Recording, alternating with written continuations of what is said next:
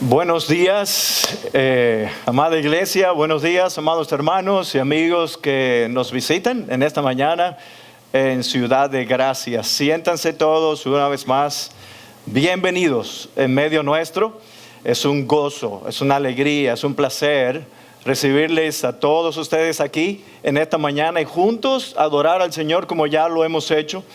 Damos muchas gracias al Señor por nuestro equipo de adoración de nuestra iglesia y nuestros hermanos que nos han dirigido hacia nuestro Dios en adoración en esta mañana. Mi nombre es Karel Suárez, uno de los pastores en esta iglesia en Ciudad de Gracia, y en nombre de los demás pastores y del equipo ministerial y de toda la iglesia de Ciudad de Gracia le damos la más cordial bienvenida a todos los que nos están visitando por primera vez, y estamos contentos de que hoy estemos aquí reunidos para estudiar su palabra, para exponer nuestro corazón a ella. Y quisiera pedirles que tomemos ahora un momento para orar y nos acerquemos delante del trono de la gracia para solicitar, para pedir la gracia de nuestro Dios, de su Espíritu, para nosotros ser ministrados y transformados, exhortados, retados, animados también por Él. Vamos a orar. Señor, venimos ante ti en esta mañana, una vez más. Qué privilegio que los oídos del cielo nunca se cierran para escuchar a su pueblo. Qué privilegio tan grande tenemos de tener a un gran sumo sacerdote, a un gran mediador, a Cristo, nuestro amado Redentor y Salvador. Y que por su causa podemos estar aquí como iglesia reunidos en este día, celebrando que se levantó con poder y en victoria de entre los muertos.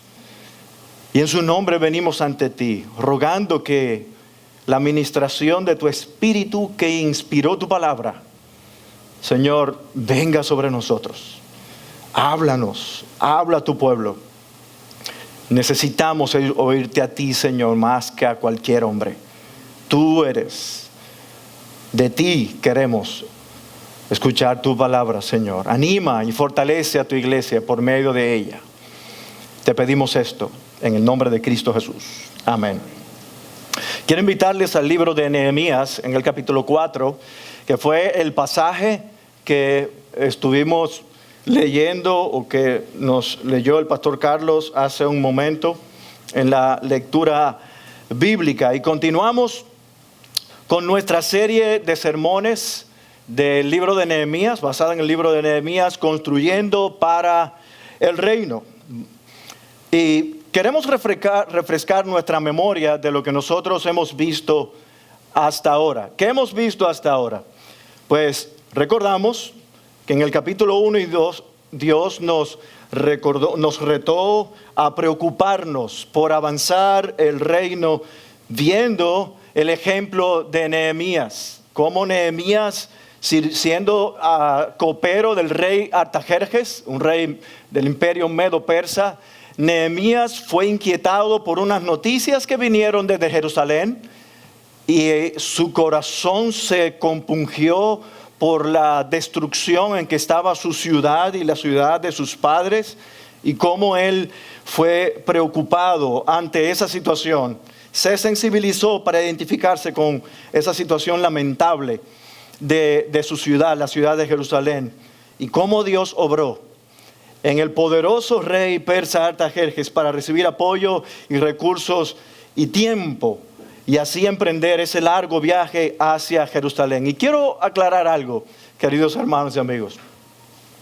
Es importante aclarar que esta historia de Nehemías no se trata de la historia la historia secular de un poderoso rey pagano que se identificó y que se sensibilizó con un humilde copero en su corte para apoyarlo y para permitir que él regresara a Jerusalén a reconstruir los muros de la ciudad.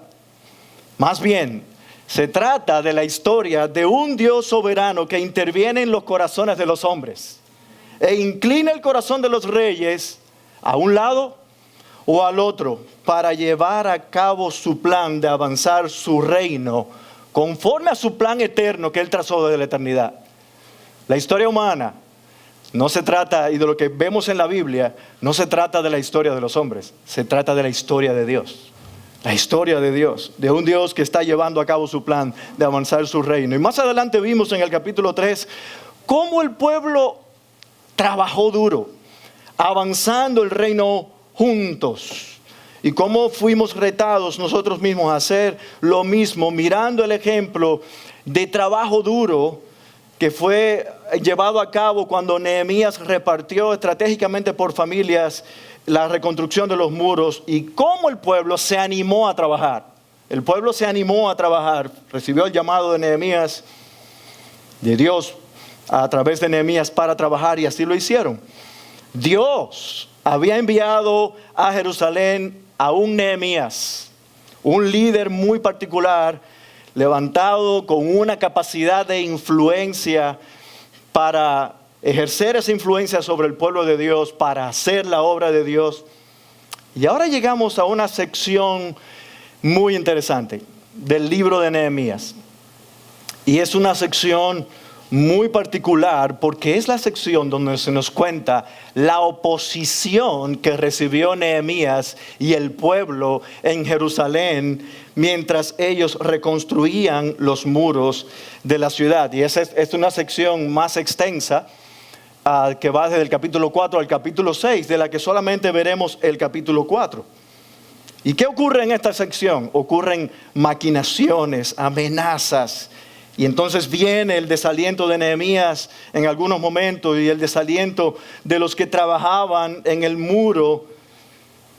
Pero vienen amenazas, no solamente desde fuera de los enemigos, desde afuera, sino desde el mismo dentro del pueblo.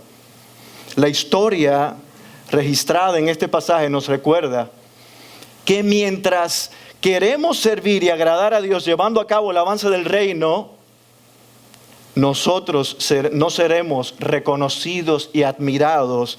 No se nos darán flores y aplausos en medio de un mundo caído donde vivimos. La iglesia, tú y yo, enfrentaremos oposición y hostilidad. Y tú dirás, anda, yo esperaba tener un mensaje alentador en esta mañana. Me encantó el capítulo 1, el capítulo 2, me encantó el capítulo 3, trabajando juntos. Y ahora viene el tema de que nosotros hemos recibido oposición. Yo creo que me equivoqué de iglesia para escuchar la palabra de Dios hoy. Pero tú sabes qué, esa es la realidad que nos presentan las Escrituras. De cómo será tu vida y mi vida en este mundo caído. ¿Recuerdas la palabra de Pablo a Timoteo en 1 Timoteo 3:12?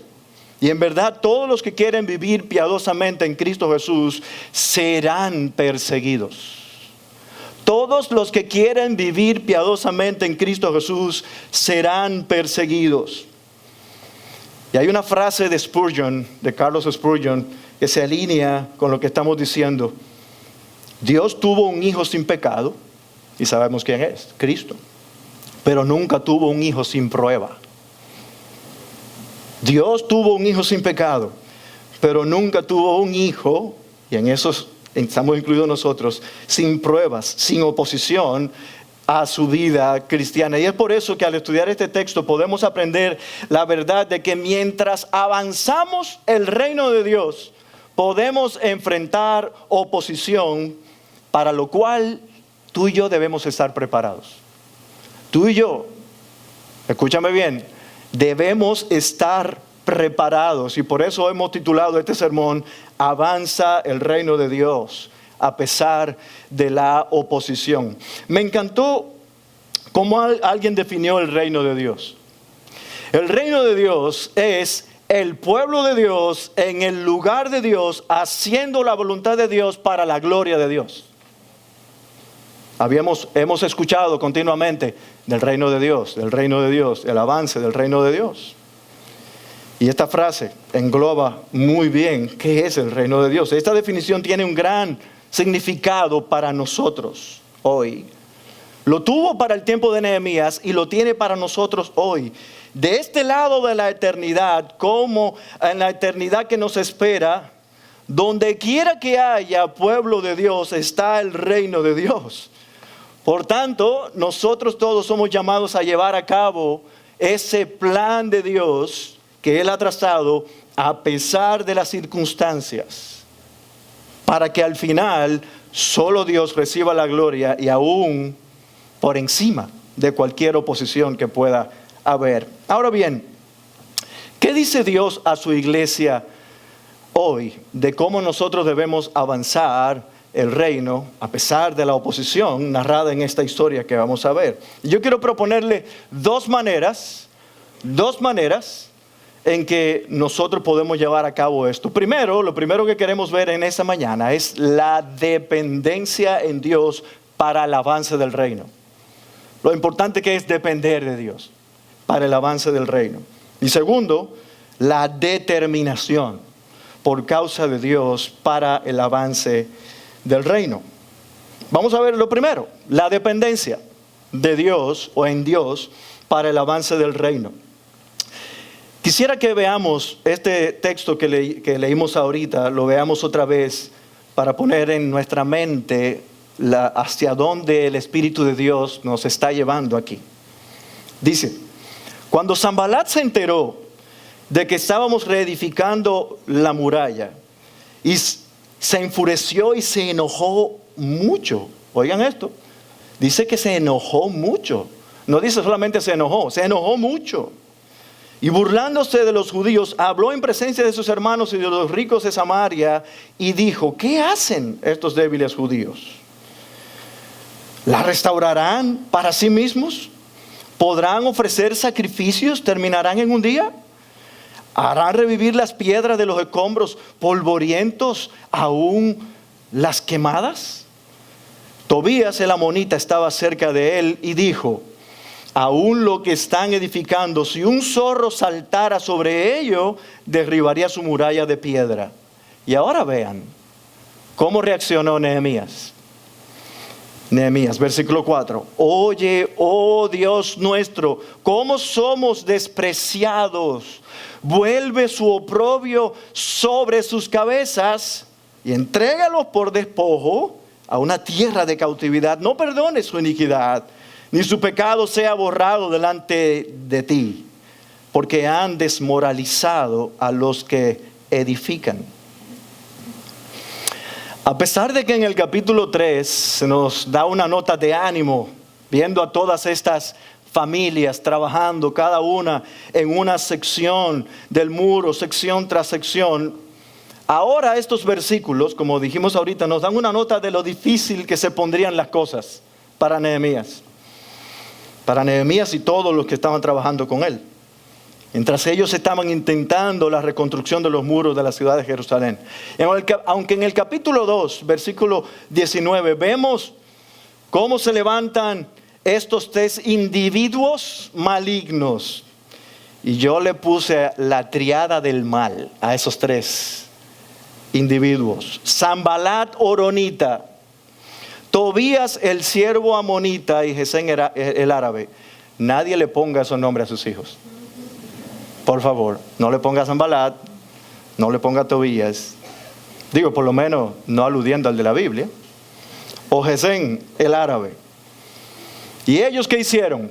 Hicieron escarnio, se burlan con desprecio de los judíos e incluso lanzan insinuaciones de que ellos están haciendo una obra y que querían rebelarse contra el poderoso rey Artajerjes del imperio persa. Y es a partir de este pasaje hasta el capítulo 6 que las amenazas y la oposición suben de tono, suben de grado.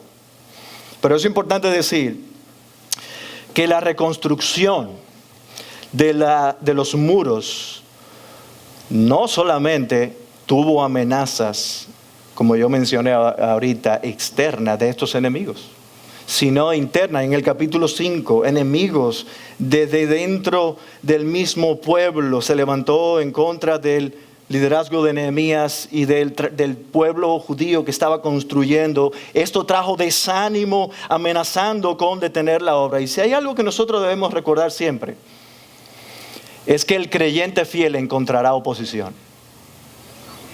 El creyente fiel encontrará oposición mientras trabaja y mientras intenta avanzar el reino de Dios. Y oigan esto, cuando hablamos del reino de Dios, no estamos hablando de lo que ocurre en lo corporativo de la iglesia, en la iglesia como un cuerpo, sino de manera individual, en el corazón de cada uno de nosotros y en cada una de las áreas de nuestra vida. El reino de Dios tiene un alcance total en la vida del creyente. Aquellos que viven una vida religiosa y tradicionalista, de espaldas a la verdadera vida piadosa, esos, déjame decirte una cosa, no van a encontrar oposición. ¿Por qué? Porque ellos pertenecen a un mundo caído y a su padre, Satanás.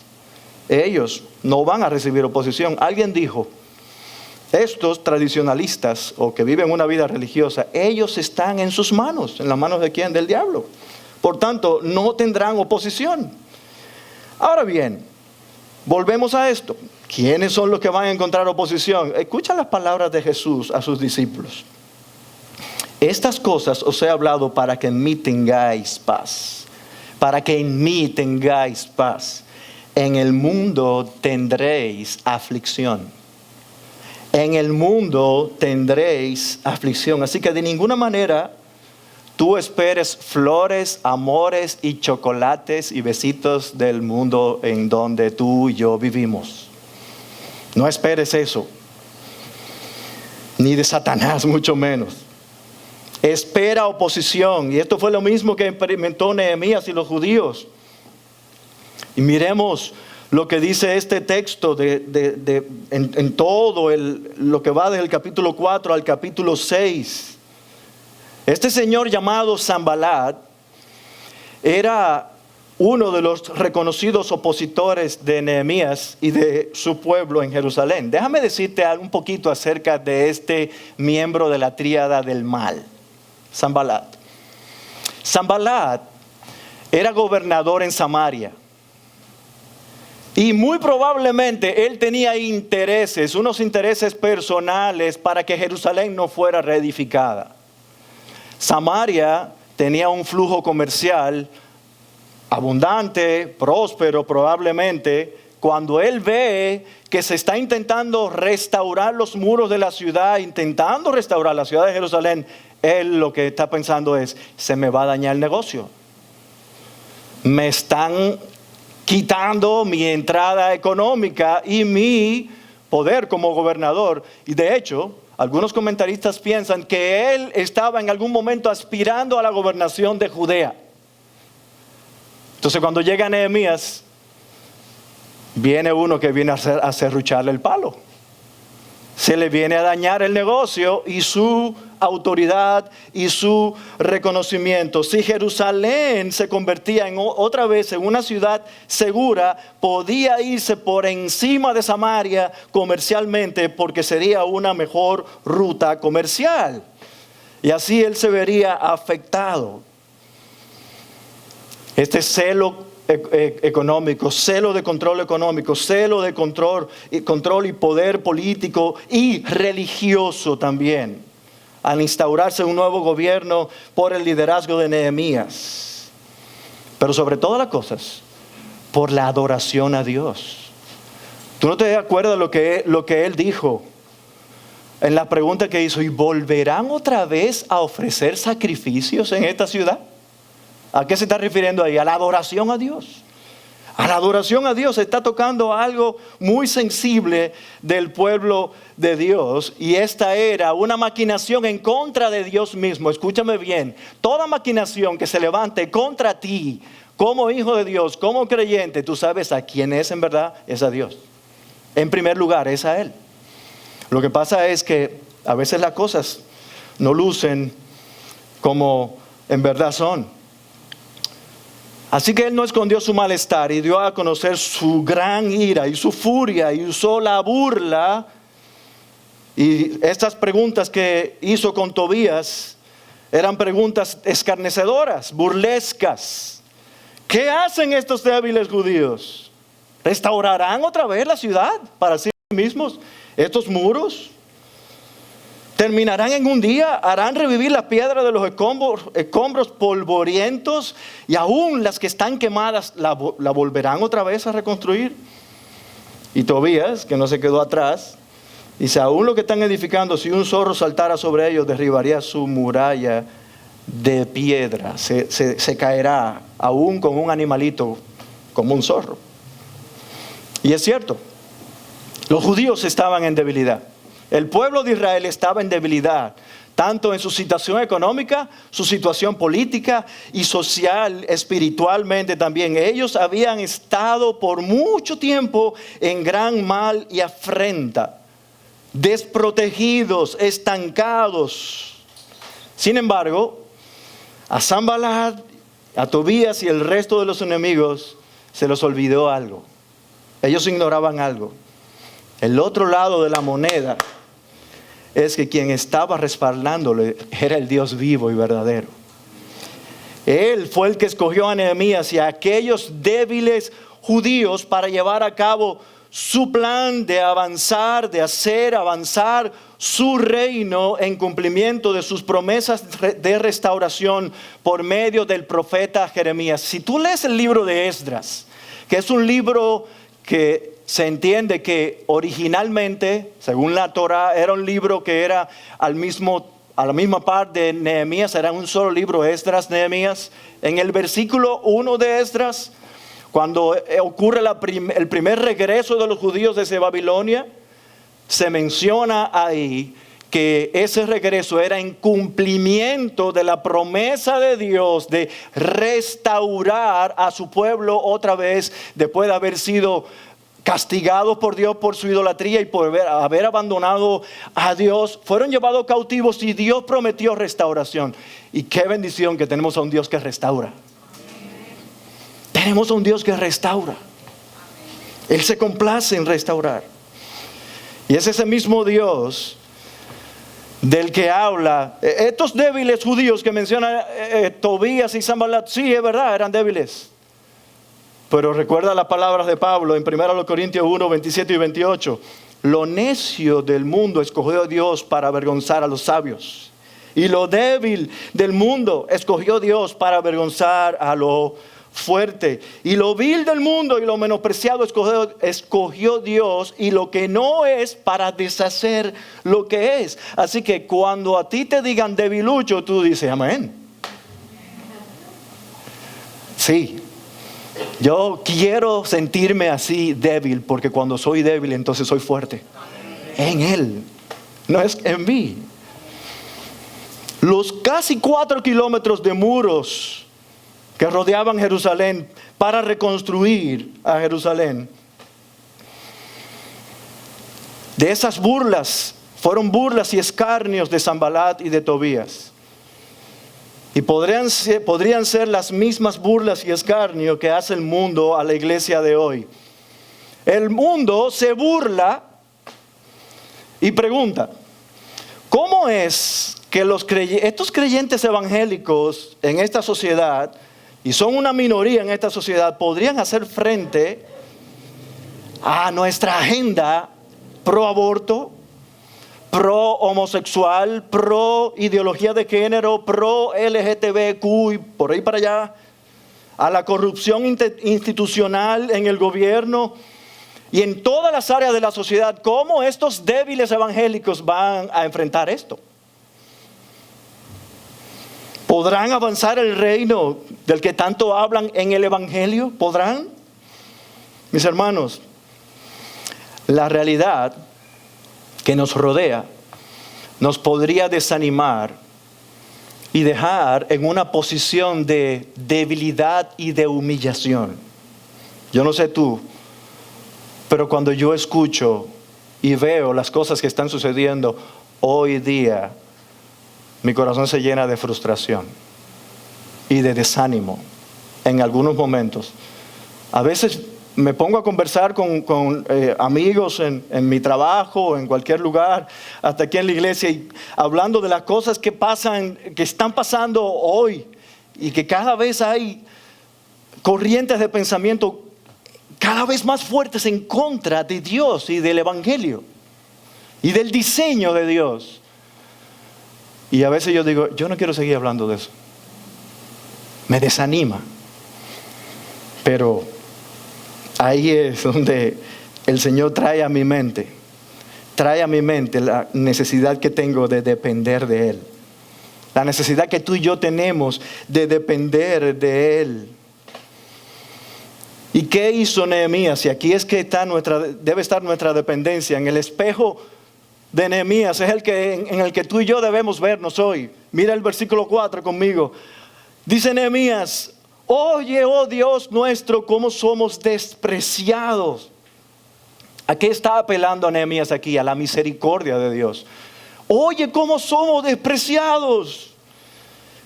Y ahora dice: vuelve su oprobio sobre sus cabezas y entrégalos por despojo a una tierra de cautividad. No perdones su iniquidad ni su pecado sea borrado delante de ti, porque han desmoralizado a los que edifican. ¿A qué está apelando Nehemías aquí? A la justicia de Dios. Señor, haz justicia. Interven, Señor, haz justicia. ¿Acaso no serán estos tiempos para orar así también? Haz justicia, Señor.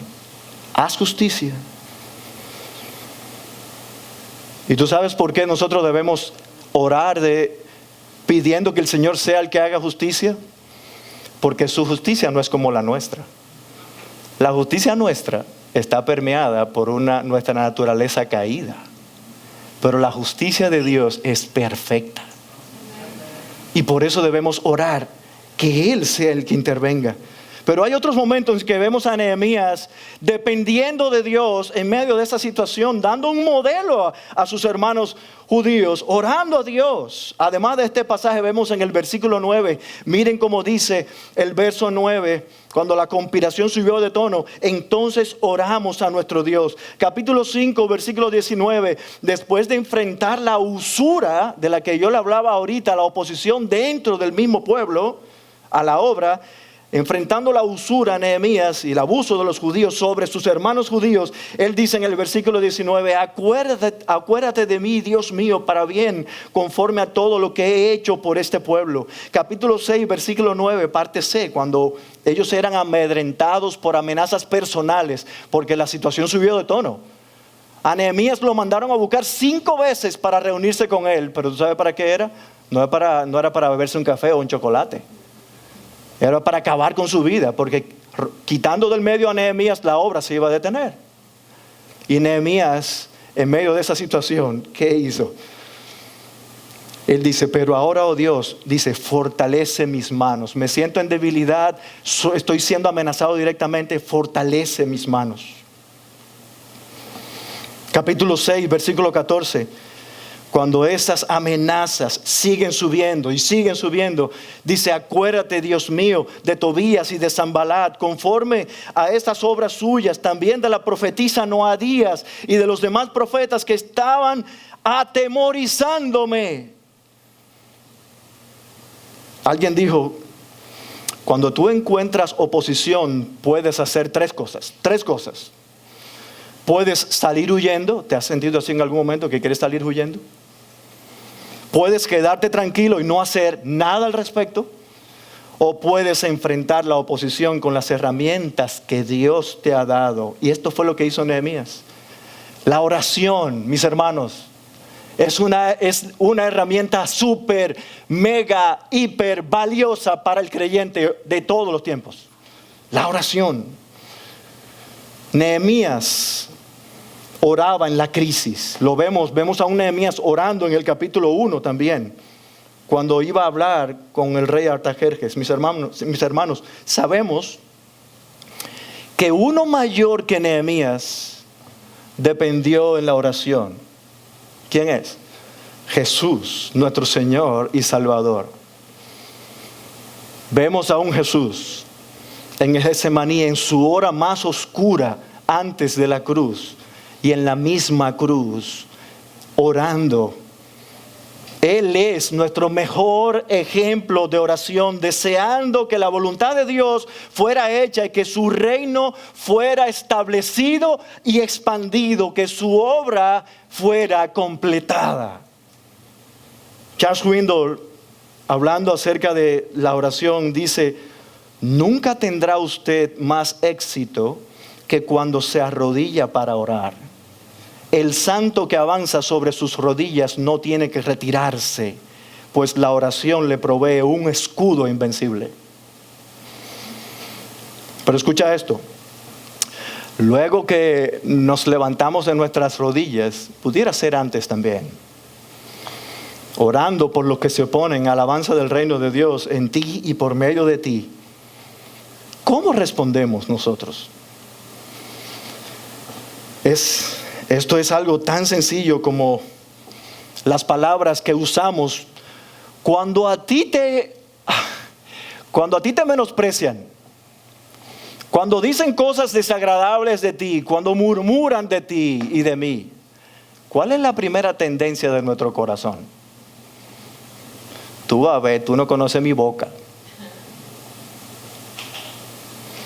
Y nosotros en muchas ocasiones olvidamos lo que dice Proverbios 15:1, y esto lo practicó Nehemías. La blanda respuesta quita la ira, mas la palabra áspera hace subir el furor, dice la palabra. Charles Swindoll sigue diciendo: ¿qué hacemos nosotros cuando se nos expresan palabras duras? Usualmente gritamos más fuerte. La última discusión que se produjo en su hogar, dice Swindoll, y yo añadí, en su trabajo, en la iglesia o en cualquier otro lugar, duró tanto tiempo porque uno de los dos continuó gritando. Las discusiones nunca son calles de una sola vía. Siempre tienen dos vías. Si usted quiere acabar con una discusión, cierre la boca. Cierre la boca. Generalmente con esto se acabará la cuerda a la otra persona. Si usted quiere que siga la discusión, responda a la queja o critique de una manera fuerte. Recordemos, mis hermanos, lo que dice Proverbio 15:28. El corazón del justo piensa para responder. Si hay un área que yo reconozco que Dios está trabajando conmigo, es el guardar mis labios para no hablar. Porque en muchas ocasiones, más en las que yo quisiera, digo cosas que no debo decir en el momento que no debo decir. No sé si te ha pasado a ti que tú dices en algún momento: trágame tierra, ¿por qué hablé? ¿Por qué hablé? ¿Y por qué lo dije en el tono que lo dije? Porque no solamente lo que decimos, es en el tono en que lo decimos. En el tono. A veces pudiéramos desearle la bendición a la otra persona en medio de una discusión o en medio de una ofensa, y tú le dices: que Dios te dé tanto lo que tú me deseas a mí. Ya hemos visto cómo la oración era una manera evidente en que Nehemías mostraba su dependencia en Dios.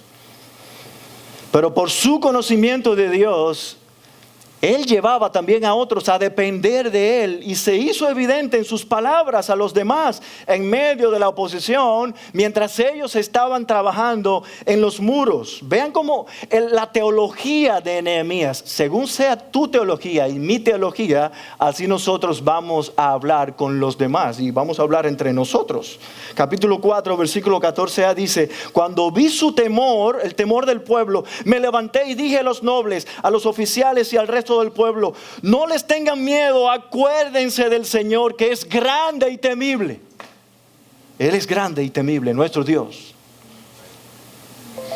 Capítulo 4, versículo 20c: nuestro Dios peleará por nosotros. Mis hermanos, Nehemías aprovechó las oportunidades y los momentos críticos de desaliento en medio de la oposición para recordarle al pueblo quién era el Dios que le había llamado a aquella tarea de reconstrucción de los muros. Nosotros necesitamos recordar constantemente quién es nuestro Dios y las cosas que Él ha hecho por nosotros en el pasado. ¿Saben una cosa? Yo no sé si tú eres igual que yo soy así. De que en teoría no sabemos la teoría. La teología no la sabemos. El maco está en aplicarla. Ahí es que está el asunto. En cómo yo lo aplico. ¿Recuerda cuando Israel estaba a punto de entrar a la tierra prometida? Lo que a ellos les pasó. Fueron 2 espías a reconocer la tierra. Mientras iban en el desierto a punto de entrar a la tierra prometida, enviaron espías para reconocer la tierra. ¿Tú te acuerdas de lo que pasó? 10 de los espías dieron un reporte negativo de la tierra. Es verdad que la tierra es buena, produce mucho, pero hay gigantes, no podemos entrar. Y el pueblo por incredulidad se desanimó. Solamente 2 de los espías, Josué y Caleb, dieron un reporte diciendo, sí, la tierra es buena y nuestro Dios, y es verdad que hay gigantes, pero nuestro Dios nos va a entregar la tierra. Y nosotros confiamos en ese Dios. El pueblo se desalentó. El desaliento paraliza, no solo para creer y buscar a Dios en oración, sino también para tomar decisiones y seguir adelante, avanzando el reino de Dios en cada una de las áreas de nuestras vidas. ¿Te has visto tú desalentado alguna vez y paralizado por el desaliento? A mí me ha pasado. Tú dirás, el desaliento solamente le pasa a los creyentes comunes y corrientes. Eso de la depresión y el desaliento solamente pasa entre los creyentes comunes y corrientes. ¿Tú quieres saber una cosa? No es así. A cualquiera.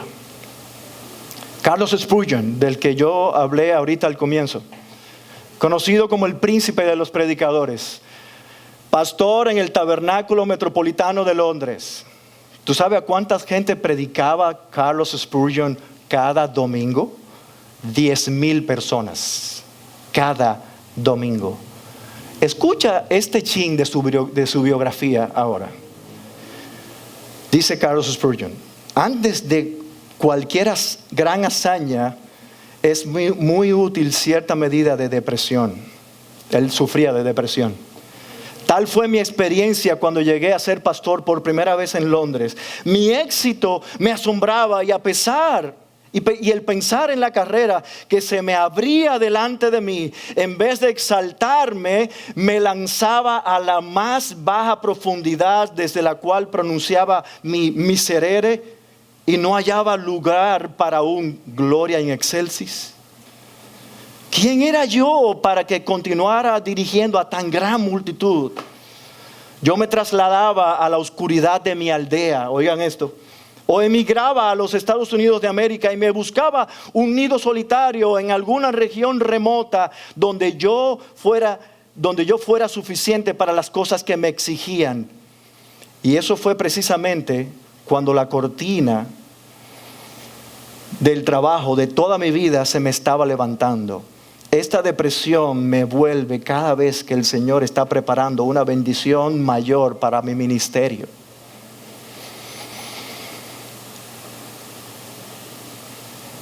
En lo personal, no puede dejar de impactarme más esta biografía de Spurgeon.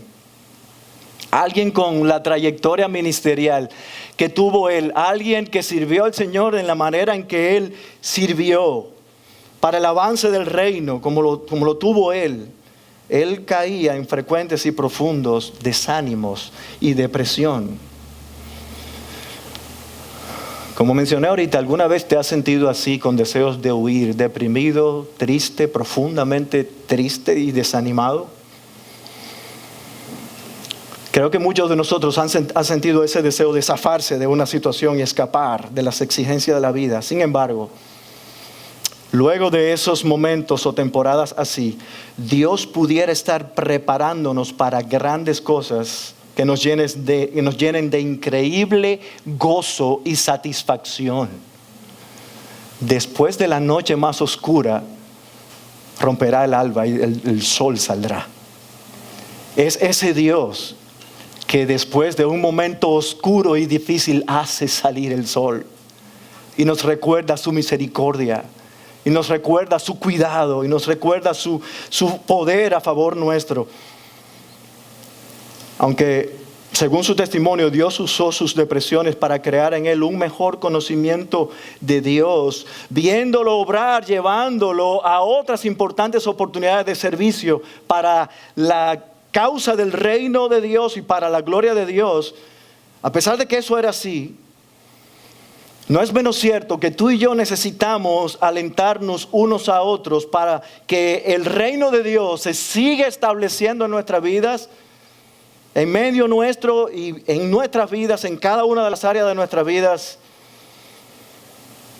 Y por medio de nosotros, en medio de nuestra realidad, hagamos nuestras palabras, las palabras del apóstol Pablo cuando dijo en Colosenses 3:16, dice que la palabra de Cristo habite en abundancia en vosotros, con toda sabiduría, enseñándoos y amonestándoos unos a otros con salmos, himnos y canciones espirituales, cantando a Dios con acción de gracias en vuestros corazones. Lo que Pablo dice aquí, mis hermanos, es que las escrituras, su palabra, la palabra de Dios, debe sentirse en nuestras mentes y corazones como en casa, debe ser placentero el que ella habite en nuestros corazones cómodamente, y no solamente cómodamente, sino abundantemente, que sea mucha la palabra de Dios en nuestra mente y en nuestro corazón. No solamente para nosotros, sino para animarnos unos a otros. Necesitamos animarnos unos a otros. El pastor John MacArthur comenta, las escrituras deberían empapar todos los aspectos de la vida del creyente y controlar todo pensamiento, palabra y acción. Necesitamos empapar nuestra mente y corazón de su palabra para animarnos los unos a los otros. Mis hermanos, estamos en una etapa sumamente hermosa de nuestra iglesia y hemos celebrado las cosas que Dios ha hecho en medio nuestro. Y nosotros seguiremos celebrando con el favor de Dios. Nosotros hemos sido protagonistas y testigos al mismo tiempo del obrar de Dios en Ciudad de Gracia. Pero oye esto, ahora que esto empieza, nosotros somos una iglesia bebé. Y si Cristo no viene antes, nos queda mucho trabajo todavía por hacer. Mucho trabajo por hacer, muchos retos que enfrentar. Y vendrán momentos en nuestra vida de iglesia, tanto de manera corporativa como de manera personal, en que la oposición se va a levantar en contra del avance del reino de Dios en medio nuestro y en nuestra vida, en cada una de las áreas de nuestra vida. Y así necesitamos animarnos por la palabra del Señor abundantemente en nuestra mente. Y hay algo que yo quiero poner en tu mente y en mi mente. Y lo quiero poner por medio de esta frase de C.S. Lewis. No va a aparecer, creo que no va a aparecer en la pantalla. C.S. Lewis dice, para derrotar el mal en el mundo, la oposición, debemos superarlo primero en nosotros mismos.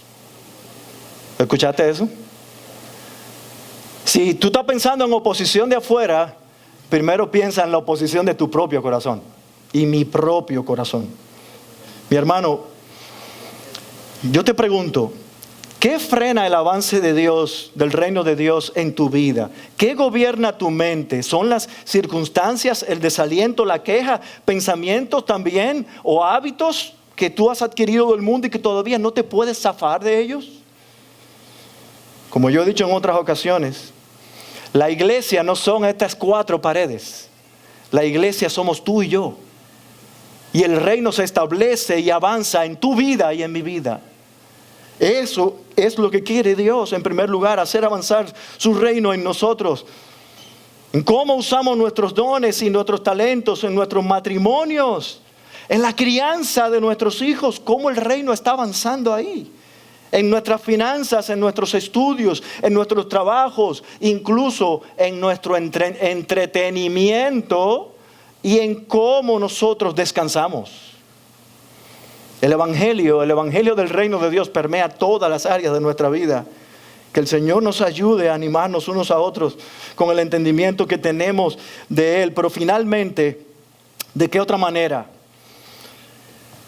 Vemos en Nehemías cómo él dependió de Dios, como nosotros debemos depender también en Dios. Pero en segundo lugar y finalmente, la determinación por causa de Dios para el avance del reino.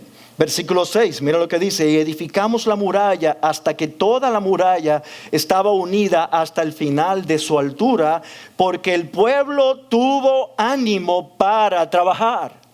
En medio de la oposición, el pueblo tuvo ánimo para trabajar. Es interesante que estas palabras están inmediatamente después de Nehemías orar a Dios por la oposición de Sanbalat y Tobías, por la burla de ellos. Es como si acercarse a Dios en oración los energizara, los llenara de fuerzas para seguir trabajando. Ellos estaban determinados a seguir el trabajo que ellos tenían por delante, a pesar de la oposición cuando comenzó con las burlas. Sin embargo, Nehemías no se confió, sino que fue determinado al punto de que cuando las amenazas subieron de tono, él accionó determinadamente y se preparó estratégicamente. Mira conmigo algunos versículos. Versículo 9. Entonces oramos a nuestro Dios y para defendernos montamos guardia contra ellos de día y de noche. Versículo 12. Así que cuando los judíos que habitaban cerca de ellos vinieron y nos dijeron 10 veces: subirán contra nosotros de todo lugar de donde ustedes se vuelvan, entonces aposté hombres en las partes más bajas de la ciudad, detrás de la muralla y en los sitios descubiertos. Aposté al pueblo por familias con sus espadas, sus lanzas y sus arcos. Y le dijo: luchen por sus hermanos, luchen por sus hijos, sus hijas, sus mujeres y sus casas. Luchen. Orando y poniendo guardia. Orando y poniendo guardia. La oración es importante, pero preparémonos diligentemente también, determinadamente, a pesar de la amenaza. Preparémonos, hagamos provisión, seamos avisados. Si tú necesitas poner cámara de seguridad, ponla. Si tú necesitas en algún momento andar chivo, como a veces hay que andar en esta ciudad, cuídate. No vayas a lugares que tú no necesites ir. Ten cuidado. No te apartes en lugares que no debes estar. Cuídate de ti mismo. No confíes ni en ti mismo. Y tú dirás: pero, pastor, pero ¿cómo así? ¿Ni en mí mismo? Tú sabes que dice el profeta Jeremías: engañoso es el corazón más que todas las cosas, ¿quién lo conocerá? Ay, yo pensaba que mi corazón era bueno.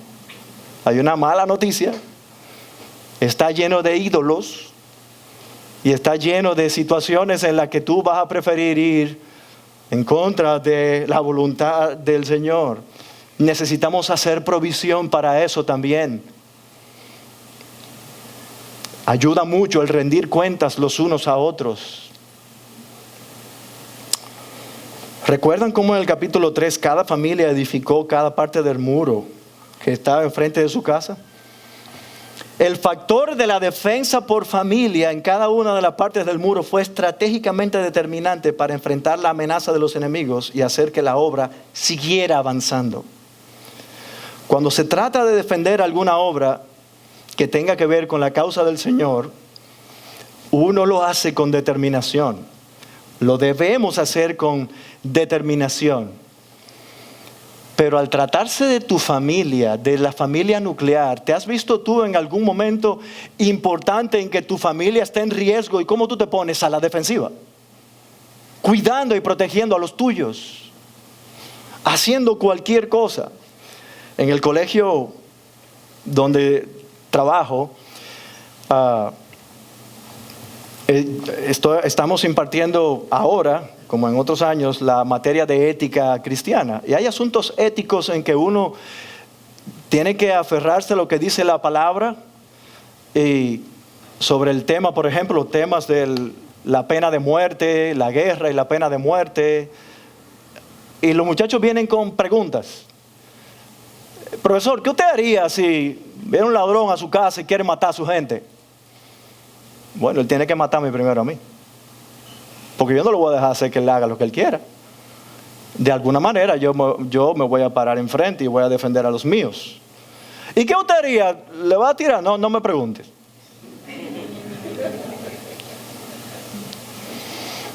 Yo pido que el Señor me guarde. Y no tengo a primera mano el pensar en que voy a herir a alguien y que voy a... Pero ¿qué tú harías por tu familia? ¿Qué tú no harías por tu familia? Nehemías le dijo a su gente: luchen por sus hijos, luchen por sus mujeres, prepárense para lo que viene, cuídense, velen.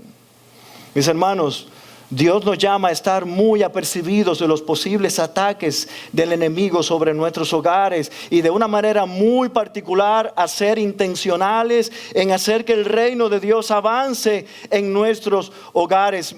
Mira lo que dice aquí el texto en el versículo 16. Desde aquel día la mitad de mis hombres trabajaba en la obra, mientras que la otra mitad portaba lanzas, los escudos, los arcos y las corazas, y los capitanes estaban detrás de toda la casa de Judá. Los que reedificaban la ciudad y los que llevaban cargas, llevaban la carga en una mano trabajando en la otra, y en la otra empuñaban un arma. Cada uno de los que reedificaban tenían ceñida al lado su espada mientras trabajaban, mientras edificaban, y el que tocaba la trompeta estaba junto a mí.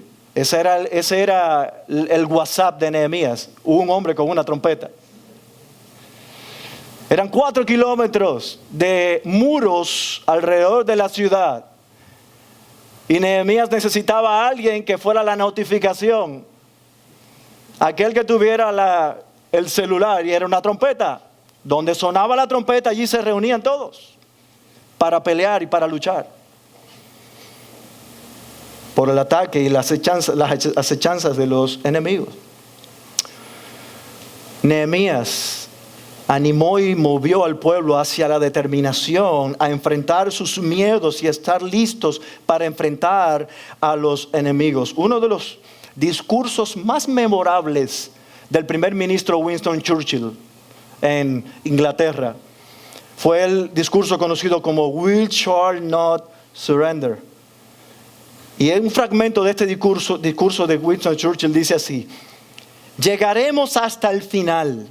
Lucharemos en Francia, lucharemos en los mares y océanos, lucharemos con creciente confianza y creciente fuerza en el aire. Defenderemos nuestra isla, no importa cuán alto sea el precio. Lucharemos en las plazas, lucharemos en los aeródromos, lucharemos en los campos y en las calles, lucharemos en las colinas. No nos rendiremos jamás. La unidad de lucha en la causa del pueblo inglés por ganar la guerra contra la Alemania nazi fue determinante para la victoria final. Y si eso fue por algo terrenal, no menos importante, pero terrenal al fin, en medio del pueblo inglés, ¿acaso no debe ser más determinante nuestra, valga la redundancia, nuestra determinación de luchar por la causa del avance del reino de Dios? Por aquel que nos ha dado tan gran salvación. Recuerda las palabras del apóstol Pedro en 1 de Pedro 3, 13 al 15. ¿Y quién os podrá hacer daño si demostráis tener celo por lo bueno? Pero aun si sufrís por causa de la justicia, dichosos sois.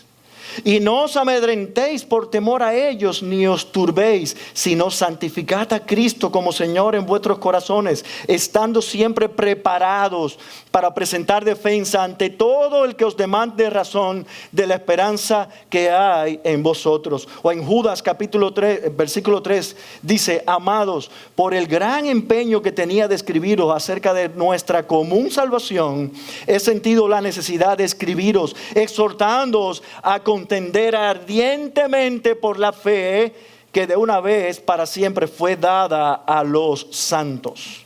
Mis hermanos, la lucha por el avance del reino de Dios, tanto en nuestra vida como iglesia, corporativamente, como personal, a nivel familiar, en todas las áreas de nuestra vida, es intensa. Y será cada vez más intensa. La oposición al avance del reino de Dios es una realidad para lo que nosotros debemos estar preparados y siempre dispuestos.